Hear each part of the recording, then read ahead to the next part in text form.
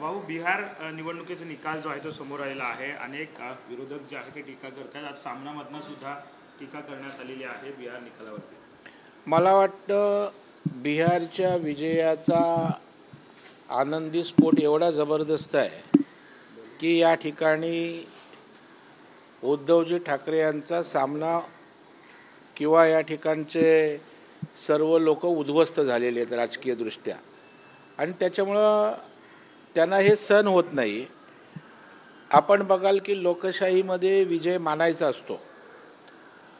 आम्ही त्या ठिकाणी लोकसभेच्या वेळेला महाराष्ट्रामध्ये जे काही महाविकास आघाडीला यश मिळालं ते आम्ही स्वीकारलं. खोटं नॅरेटिव्ह सेट करून का होईना जे काही यश मिळालं आम्ही दुरुस्त झालो. आम्ही आत्मपरीक्षण केलं, परिश्रम घेतले आणि पुन्हा नव्या उमेदीनं आम्ही विधानसभेच्या निवडणुका प्रचंड बहुमताने जिंकल्या.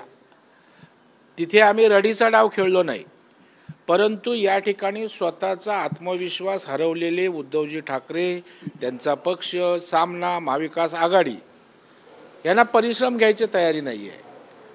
स्वतःचं आत्मपरीक्षण, आत्मचिंतन करण्याची तयारी नाही आहे की आपला ऱ्हास का होतोय, आपण खाली का जातोय.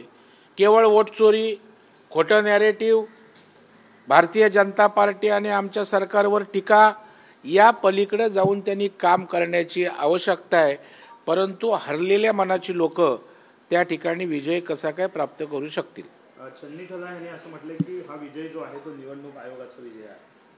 नाही, आता चन्नी तला महाराष्ट्रात आहेत ते, आता मला वाटतं कोणाला विचारलं चन्नी तला कोण, तर इथपासून सुरुवात होईल.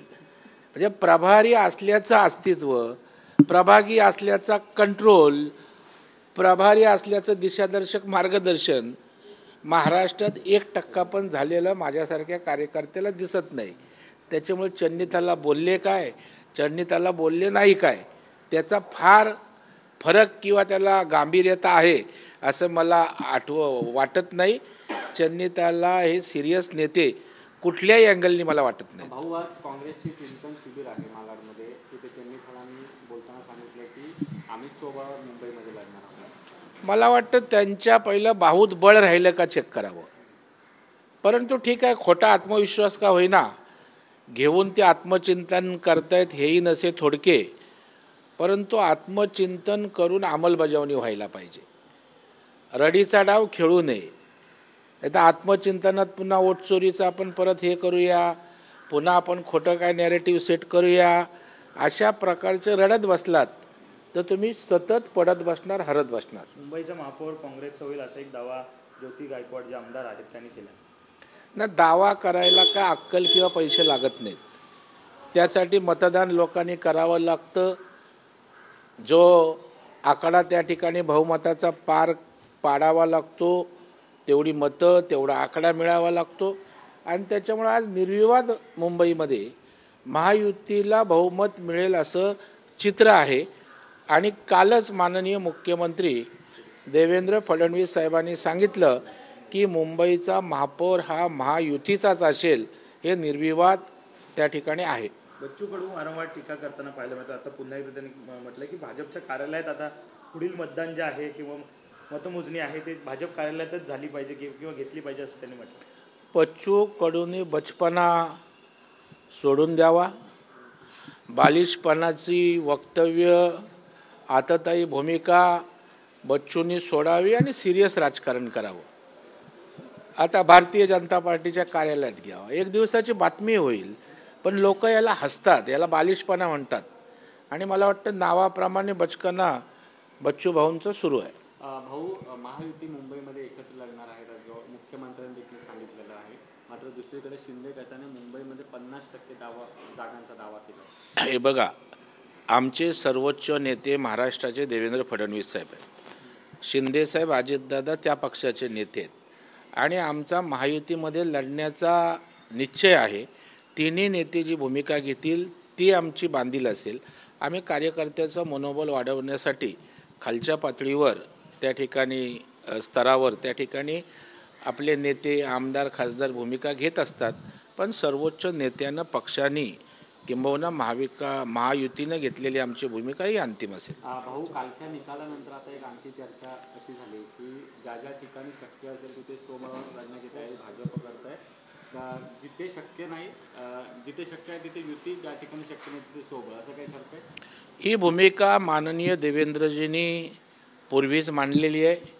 शक्य तेवढा आम्ही महायुतीचा प्रयत्न करणार आणि जिथे तिन्ही पक्ष तुल्यबळ असतील, 2 पक्ष तुल्यबळ असतील, तर त्या ठिकाणी जर युती झाली नाही तर समन्वयातनं त्या ठिकाणी एकमेकांवर टीका न करता मित्रत्वानं लढावं, अशा प्रकारचा संकेत आहे. भाऊ, पंतप्रधान नरेंद्र मोदीजींनी काल काँग्रेसवर गंभीर आरोप केले. ते म्हणाले की काँग्रेस मुस्लिम लीग माओवादीत झालेली आहे आता काँग्रेस.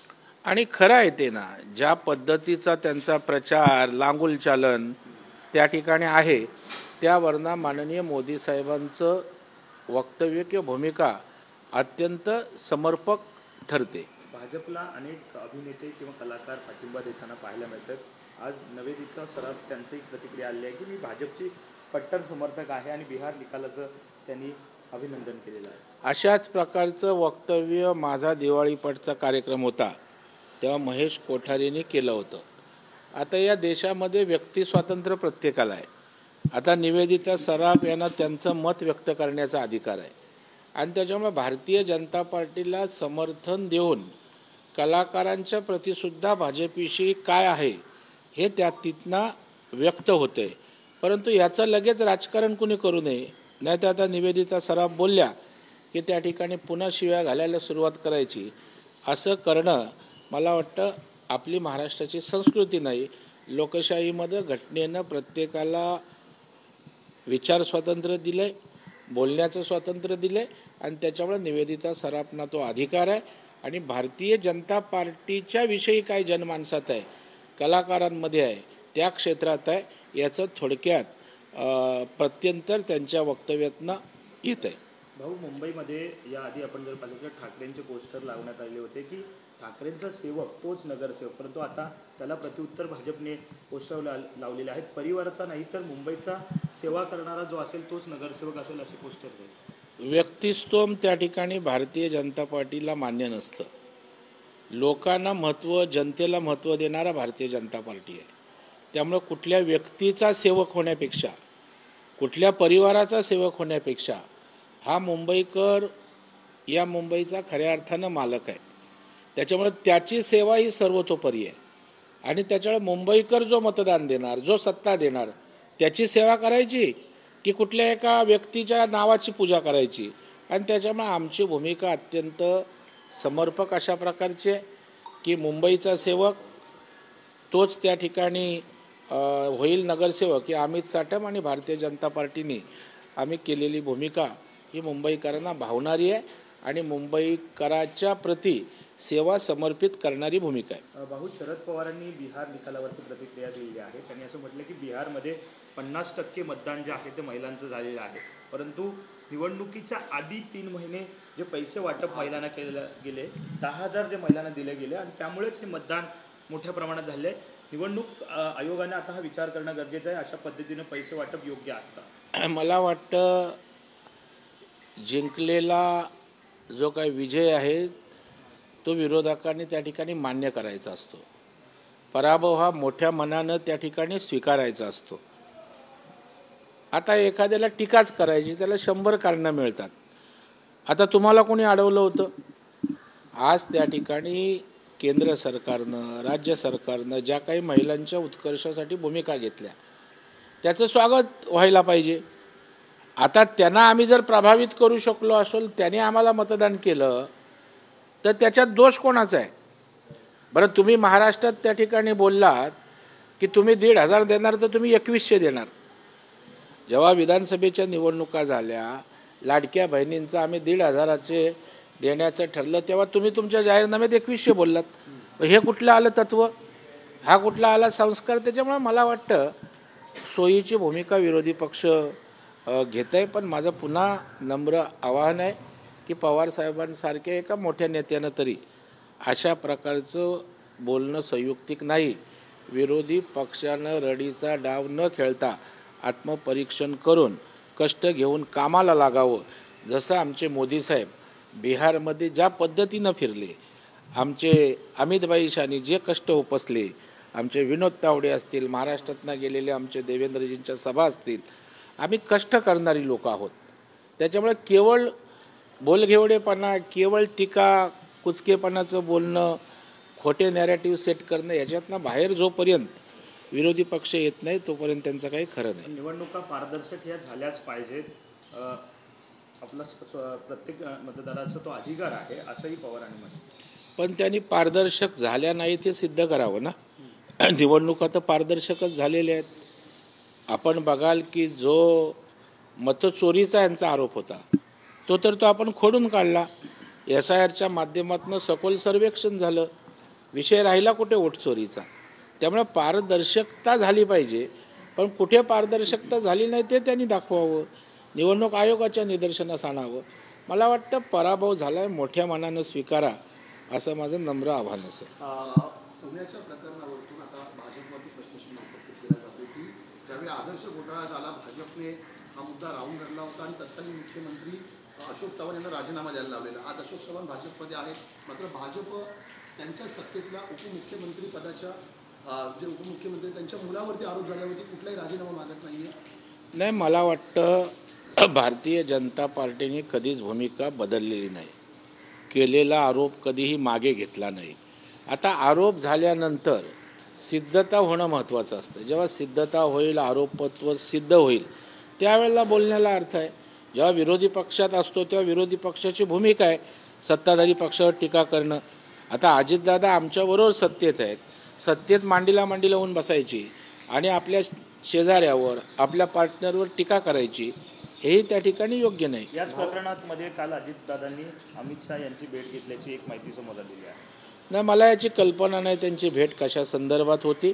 खरं म्हणजे अमितभाईंचं अभिनंदन करायला बिहारच्या विजयाकरता गेलेत असं मी चॅनलच्या माध्यमातून अजितदादांची स्टेटमेंट किंवा मीडियातनं ऐकलं आहे. भाऊ, दिल्लीमध्ये जो स्फोट झाला त्याचा आता सोलापूर कनेक्शन बघायला मिळतं. ATSने आता सोलापूरमध्ये देखील चौकशी करायला सुरुवात केलेली आहे.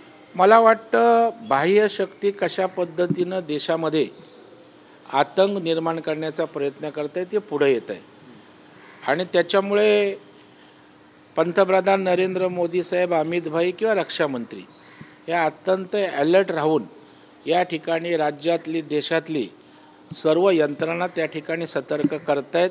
आणि त्याचाच भाग म्हणून महाराष्ट्रातलं पोलीससुद्धा माननीय गृहमंत्री देवेंद्र फडणवीस साहेबांच्या नेतृत्वाखाली, मार्गदर्शनाखाली अत्यंत बारकाईनं त्या ठिकाणी सतर्क आहे.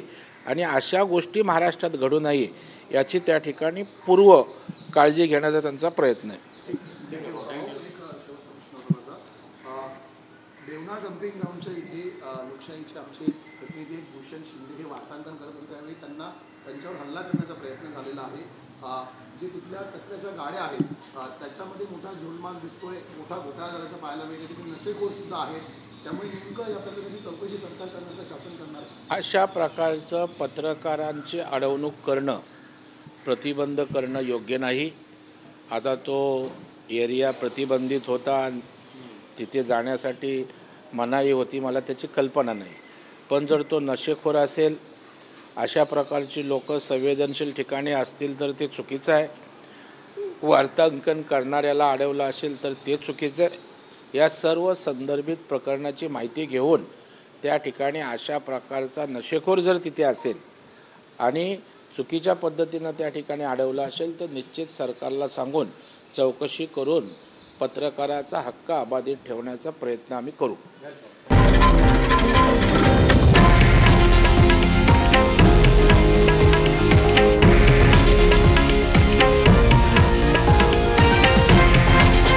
हे आहे देशातील नंबर 1 न्यूज नेटवर्क आणि आपण पाहत आहात TV9 मराठी, एकमेव.